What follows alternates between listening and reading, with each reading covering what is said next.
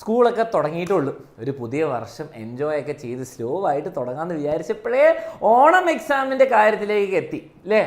അങ്ങനെയാണ് നിങ്ങളുടെ സിറ്റുവേഷൻ. പെട്ടെന്നൊരു എക്സാം, ഓണം എക്സാം വന്ന പോലെ തോന്നുകയാണെങ്കിൽ ഒന്ന് കമൻറ്റ് ഇടുക. ഓക്കെ, അപ്പോൾ നമ്മളിപ്പം നിങ്ങൾ ഈ വീഡിയോ കാണുന്ന 16, 17, 18, 19 ജൂലൈ സമയത്തായിരിക്കും. നിങ്ങൾക്കൊരു ഇമ്പോർട്ടൻറ്റ് ഇൻഫർമേഷൻ അനൗൺസ്മെൻ്റ് ആണ്, ഏറ്റവും ഇമ്പോർട്ടൻറ്റ്, എല്ലാവർക്കും ഷെയർ ചെയ്യണം.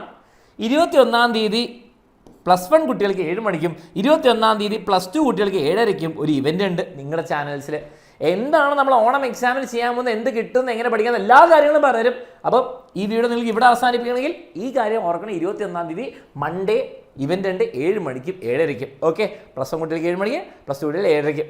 ഇനി നിങ്ങൾ ഓണം എക്സാം എന്ന് നടക്കാൻ പോകുന്നത് നടക്കുകയാണെങ്കിൽ നമുക്ക് അടുത്ത മാസം, അയ്യോ എന്തൊക്കെയോ തുറന്നു വന്നല്ലോ, ഇതെന്ത് സംഭവം, ഇത് പോട്ടെ, ഇങ്ങോട്ട് വരിക. അതാ ബാക്ക് ടു ക്ലാസ്.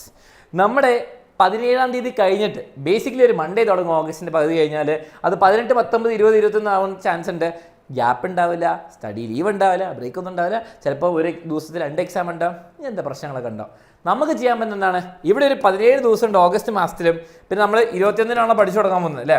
ഇവിടെ എത്രയാണ്, ഒരു 5 ദിവസം 27 ദിവസം ടോട്ടൽ ഉണ്ട്. ഓക്കെ, അപ്പോൾ 27 ദിവസത്തിൽ നിങ്ങൾക്ക് എന്ത് ചെയ്യാന്നുള്ള കാര്യം നമ്മൾ 21-ാം തീയതി പറഞ്ഞുതരും. വരാൻ മറക്കരുത്. പിന്നെ മക്കളെ, നിങ്ങൾക്ക് സീരിയസ് ആയിട്ട് പ്രോപ്പറായിട്ട് ആദ്യം മുതൽ പഠിച്ചു തുടങ്ങുന്ന ഒരു കുട്ടിയാണെങ്കിൽ, ഓക്കെ, അല്ലെ പഠിക്കാൻ പ്ലാനെങ്കിലുള്ളൊരു കുട്ടിയാണെങ്കിൽ നിങ്ങൾക്ക് എക്സാമിനറിൻ്റെ +1 അഗ്നി ബാച്ചുണ്ട്, +2 ഉയരെ ബാച്ചുണ്ട്. അടിപൊളിയായിട്ട് അവിടെ സിലബസ് കംപ്ലീറ്റ് ചെയ്തുകൊണ്ടിരിക്കുക. സത്യം പറയാലോ, +2 മാത്സിൻ്റെ കാര്യം ഞാൻ പറയുന്നത്, നമ്മൾ 7ാമത്തെ ചാപ്റ്റർ 7th ചാപ്റ്റർ തുടങ്ങിയിട്ടുണ്ട്, തീർന്നു നല്ല തുടങ്ങിയിട്ടുണ്ട്. ലോകത്തിലെ ഏറ്റവും ടഫസ്റ്റ് ചാപ്റ്ററാണ്, ഞാനത് എഴുതി തരാം. ഓക്കെ, ഇൻ്റഗ്രൽസ് എന്ന് പറയും.